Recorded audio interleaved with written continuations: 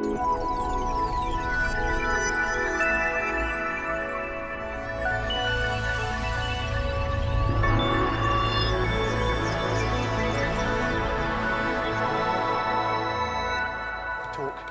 in outline about why I believe games are important and interesting, which is not the same as saying that games are good, full stop, or as saying that games are bad, full stop. I think what we increasingly urgently need is an intelligent and more sophisticated debate about this young emerging medium, and I hope to contribute towards that in some small way. First of all, I want briefly to take you back to the very first true video game.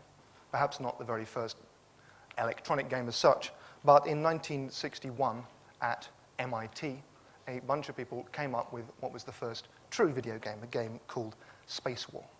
And I think it's important to recognize just what a paradigm shift the creation of this first true interactive electronic entertainment meant. In 1961, there were about 1,000, give or take, computers in the world. They tended to weigh about half a ton and cost, in today's money, about $1 million each. And they were used by experts, by people advanced in the highest realms of mathematics and logic. The standard method of input was a ticker tape. They were daunting esoteric objects.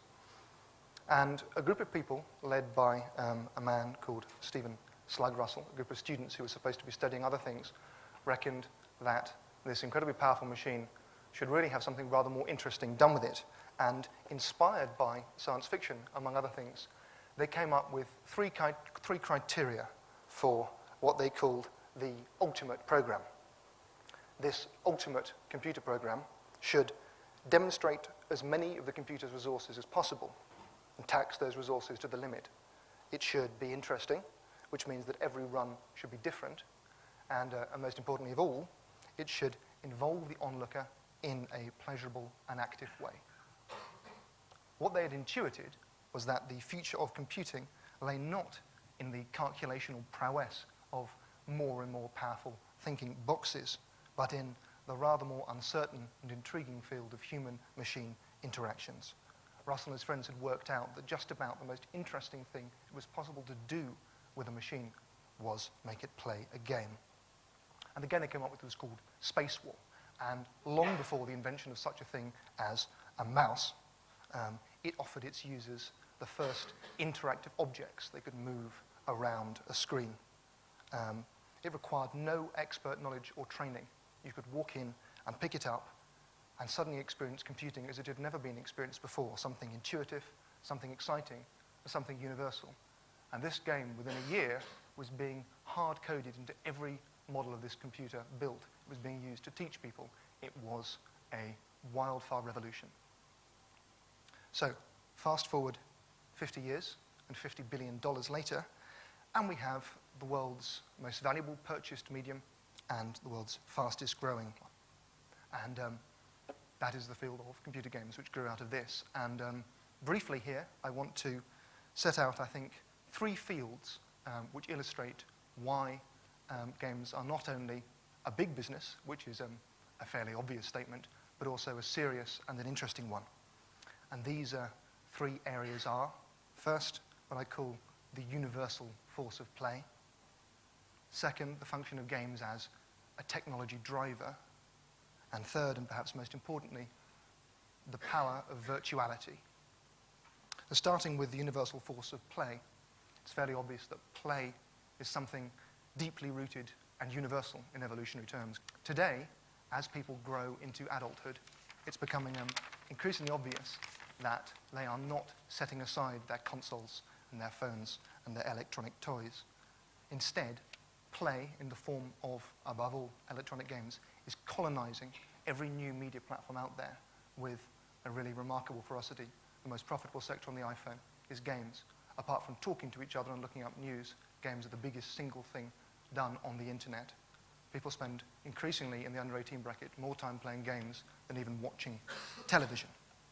We're only just beginning to realize what the consequences of this are. But the most important thing, I think, is that games are breaking out of that box of play and relaxation that leisure has been kept in for the last few hundred years. It is becoming something that everybody does.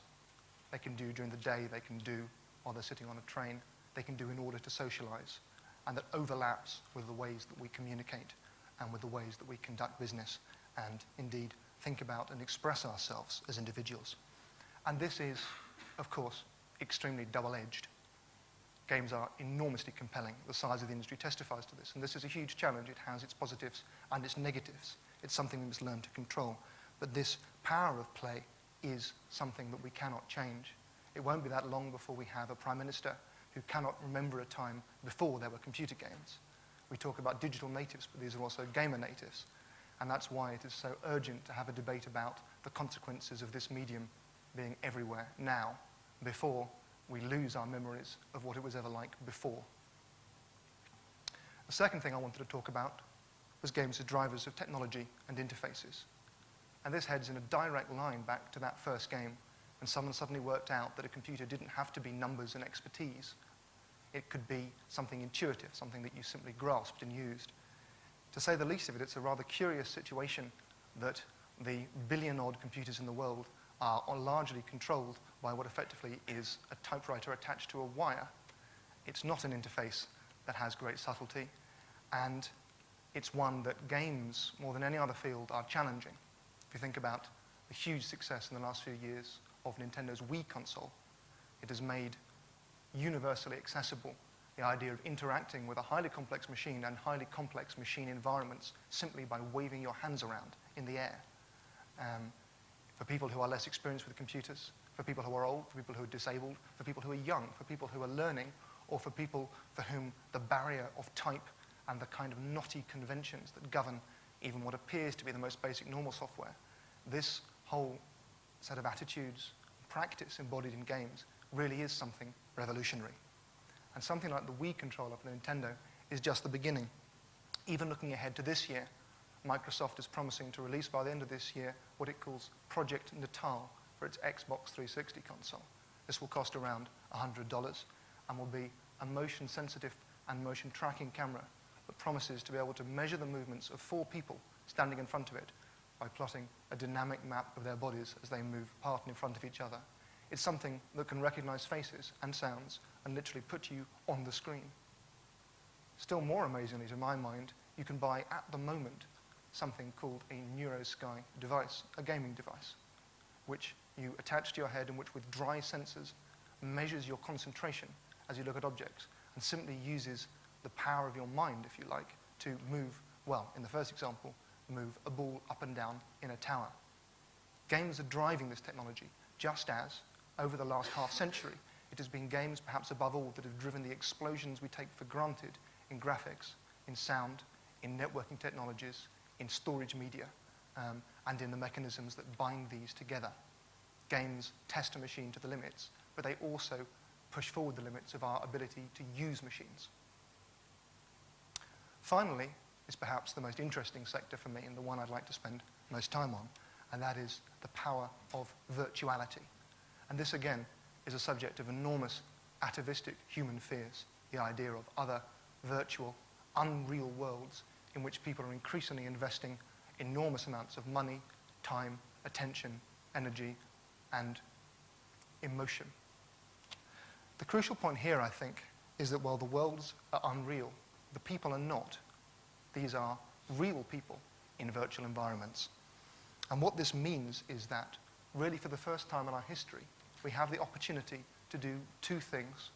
First of all, we can observe how we humans, in our millions and in our tens of millions, behave within environments that, while they're not entirely real, are entirely measurable, entirely customizable, and entirely amenable to controlled experiments that simply cannot take place in life.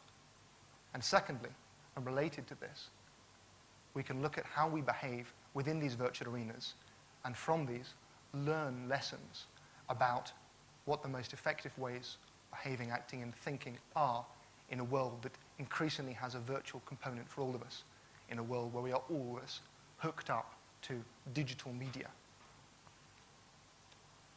Talking about the first of these points first, economics is one of the most exciting spheres that one can look at in terms of game environments. I've been looking in my book, among others, the pioneering work of the American economist Edward Castronova, who first measured a very simple but very important phenomenon, and that is that people's economic behavior in games is a very, very good model indeed of their economic behavior in life. Imagine a game world. You can measure what everybody is doing from moment to moment down to the most precise detail, and you can also change and measure tiny variables. One experiment he did was to take two copies of a virtual world and make sure there was simply one difference between them, and that was that one item was twice as effective in one world as in the other. The in-game economy in each case was a fluid economy with price levels set by players, and he waited and saw what happened to the price of this one object that he'd altered, and found that within a 1% margin, the price had precisely doubled in the world in which it was twice as effective. It sounds like, in many ways, a rather obvious result, and yet this kind of experiment literally cannot be performed in a controlled way outside of a virtual environment. As we've all experienced in the last couple of years, the ability of economists to predict the future and tell us what is going on in the world is, at best, an extremely limited one. The idea of experimental economics is a radically new science, and one that game worlds, above all, offer to us as an arena for human exploration. And when I say game worlds above all, that begs the question as to why games, rather than virtual environments or just experiments on the internet, should be relevant and interesting here. And I think the crucial point is what play is, returning to how fundamental it is to people. When someone is at play, when someone is engaged in a game, you get the full person. People are at their most human, at their most self-revealing, and at their most honest when they're involved in a game, because they give themselves to it, because they are learning and cooperating for certain rewards. You build the game, you get the people enjoying it, and you have what you do not have elsewhere, which is an honest experiment, an experiment with measurable outcomes, where everybody involved knows what is at stake, what they are doing, and why. This is why games, among other things, are one of the most exciting arenas for human learning, and why the developments of neuroscience in this area are particularly exciting, as you watch from moment to moment the brain activity of students playing games shift and their rate of learning increase in response to the carefully calibrated balance of rewards, challenges, and chance that a game offers. Economics is not the only sphere in which the power of virtuality is being felt, of course. One of the other most famous and I think most fascinating examples of the serendipitous way in which virtual worlds can open up entirely new areas of research dates back to 2005 and to, I think, the most famous video game in the world, World of Warcraft, a game which I've been among 12 million other people playing for the last 5 years or so. It's an incident known as the Corrupted Blood incident, and it all began when, by accident, a rather nasty virtual disease, the Corrupted Blood Plague, escaped a dungeon and infected a couple of wandering adventurers in the world. This was a highly infectious disease in a virtual world. Soon it had spread through the population centers of the game, and panic ensued as players began to variously run for the hills, try and organize relief methods, try and cure it, try and spread it deliberately to create panic, and talk about it endlessly on the forums surrounding the game. The question is, why is this spread of a virtual disease of interest to people studying real diseases? And the answer, of course, is that it involved real people and was entirely measurable and was the kind of experiment, the kind of set of data that simply cannot be gained from the real world. A number of peer-reviewed epidemiological papers have been published on the subject since, and they all agreed that what one sees in the gamut of player reactions, in the spread of a disease from the peripheries through population centers, in the panic response, is the kind of model that could yield, for the first time, real, constructive, testable, repeatable insights into human behavior under conditions that we cannot model in the real world. The supreme example of this is, most obviously and perhaps most worryingly of all, the arena of warfare, where games have, for many centuries, for many thousands of years, been an integral part of planning the game of war. As one knows today, the American army is now staffed by more drone planes than it has real planes. And the training of troops is done through extensive virtual simulations, just as the recruiting of troops is done through an online video game called America's Army, which has been a tremendous success. The use of the virtual arena to train people for life, and indeed to integrate people's training seamlessly with the real practice of war, shows, I think, just how powerful in both the positive and the negative senses games can be, but it certainly shows they are unignorable. Beyond warfare and beyond the grimness of this, though, I wish to flip this final question around to talk about an area that is really just emerging as a discussion, and that is the fact that if, as I said, you have real people in virtual worlds responding to game conditions, you have a laboratory not only for finding out about people, but for finding out about ways of helping people to work better in the virtual world. If you want to motivate people, if you want to come up with a sophisticated, fair, and transparent way of organizing the kind of disparate groups of people that the virtual world and that society today throws together all the time, you could do far worse than look at the guild structures of a multiplayer game or look at the dynamics within a raiding guild at the top end of World of Warcraft.